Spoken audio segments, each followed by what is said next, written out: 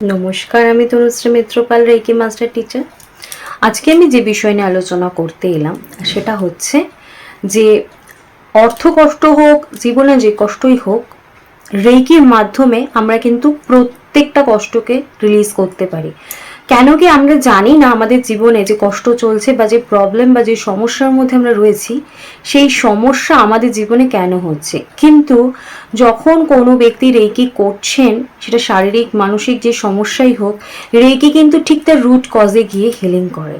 তাই প্রত্যেকটা মানুষ যারা রেকির হাত ধরেছেন, রেকির সংস্পর্শে নিজের জীবনকে নিয়ে গেছেন, প্রত্যেক দিন রেকি প্র্যাকটিস করছেন, তাদের লাইফ থেকে কিন্তু, তাদের জীবন থেকে কিন্তু সমস্ত কষ্ট চলে যায়।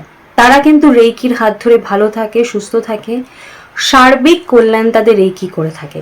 তাই যারা নিজের জীবনের যে কোনো সমস্যা সমাধানের জন্য রেকির হাত ধরতে চান, রেকি শিখতে চান, তারা অবশ্য করে স্ক্রিনে যে ফোন নাম্বার রয়েছে সেই ফোন নাম্বারে আমার সাথে যোগাযোগ করতে পারেন। আমার ফোন নাম্বার সকাল 10টা থেকে বিকেল 8টা অবধি খোলা থাকে। আপনারা আমার সাথে কনসালটেশন করতে পারেন এবং যারা রেকি শিখতে চান তারাও এই নাম্বারে ফোন করে আমার সাথে কথা বলে নিতে পারেন। আর যারা রেকি জানেন না, তারা কি তাহলে নিজেদের সব সমস্যা নিয়ে বসে থাকবেন? একদমই নয়। আমি কিন্তু প্রত্যেক দিন আপনাদের জন্য নতুন নতুন টপিকস নিয়ে ভিডিও করি এবং প্রত্যেক দিন আপনাদের নতুন নতুন সমস্যার সমাধানের জন্য চলে আসি। তা আজকে আমি যে বিষয় নিয়ে আলোচনা করব সেটা হচ্ছে অর্থের কষ্ট। জীবনে প্রত্যেকটা কষ্ট যেমন মানুষের জীবনকে প্রচন্ড টাফ সিচুয়েশনে ফেলে, অর্থের কষ্টটাও কিন্তু সেম। তাই অর্থ কষ্টে যারা ভুগছেন তারা যাতে অর্থ কষ্টে আর ভুগতে না হয় এবং নিজেদের জীবনের সকল সমস্যা, অর্থ সংক্রান্ত সকল সমস্যাকে সমাধান করতে পারেন, তার জন্য আমি আজকে ভিডিও করতে এসেছি।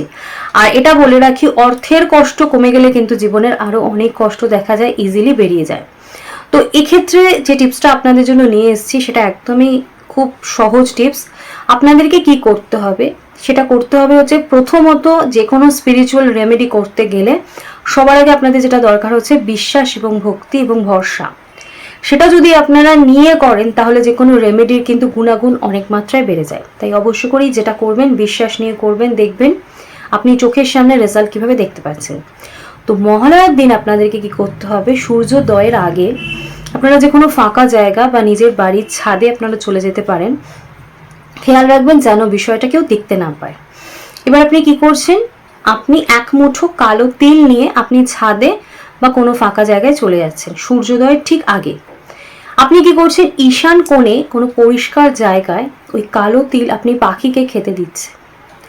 যখন আপনি পাখিকে খেতে দিচ্ছেন তখন আপনি ওখানেই দাঁড়িয়ে থাকছেন, পাখিকে আপনি খাওয়াচ্ছেন। এবার যদি পাখি খাচ্ছে, আপনি দেখছেন যে পাখি খাচ্ছে, তাহলে আপনি ধরে নিতে পারেন যে আপনার যে অর্থের সমস্যা নিয়ে আপনি এত দিন ভুগছিলেন, যে এই সমস্যাটা আপনার জীবনে অনেক বড় ভারী হয়ে দাঁড়িয়েছিল, ঈশ্বরের আশীর্বাদে সেই সমস্যা সে দিন থেকেই মেটা স্টার্ট হয়ে যায়। এবং যখন আপনার ওই ইনসিডেন্টটা আপনি করছেন তখন আপনাকে মনে মনে নিজের সমস্যাটা বলতে হবে এবং আপনি দেখছেন এই যে যত পাখি খাচ্ছে জিনিসটা, আপনার কিন্তু অর্থের যে সমস্যা খুব তাড়াতাড়ি ইজিলি আপনি সেটাকে রিলিজ করতে পারছেন। তো এই যে টাইমিংটা, এই টাইমিংয়ে আপনাকে একটা মন্ত্র জপ করতে হবে। সেই মন্ত্রটা আমি আপনাদেরকে বলছি, আপনারা লিখে নিন। মন্ত্রটা হচ্ছে ওম হ্রিং ক্রিং ক্রিং বাসুদেবায় নমঃ।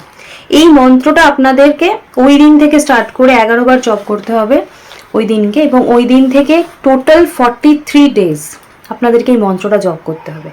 যদি আপনারা এই রিচুয়ালসটা করতে পারেন তাহলে আপনারা ধরে নিতে পারেন আপনারা আপনাদের জীবনে যে সমস্যা অর্থ নিয়ে ভুগছিলেন, যেটা কোনোভাবেই কিছু করতে পারছিলেন না, খুব ইজিলি কিন্তু এই সমস্যাটাকে আপনারা নিজেদের লাইফ থেকে রিলিজ করতে পারবেন।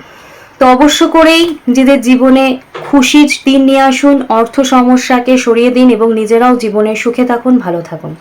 আর আমার ভিডিও যদি ভালো লাগে তাহলে চ্যানেলটা সাবস্ক্রাইব করে নেবেন। আমার ভিডিও ভালো লাগলে একটা লাইক করে কমেন্টস করে দেবেন, কারণ আমি কিন্তু আপনাদের প্রত্যেকটা সমস্যাকে নিজের সমস্যা মনে করে সমাধান নিয়ে চলে আসি। তাই আমাকে সাপোর্ট করার জন্য, আমার পাশে থাকার জন্য প্লিজ চ্যানেলটা সাবস্ক্রাইব করে দিয়ে লাইক করে দেবেন। আজকে আমি আলোচনা এখানেই শেষ করছি। সকলে সুস্থ থাকবেন, ভালো থাকবেন। নমস্কার।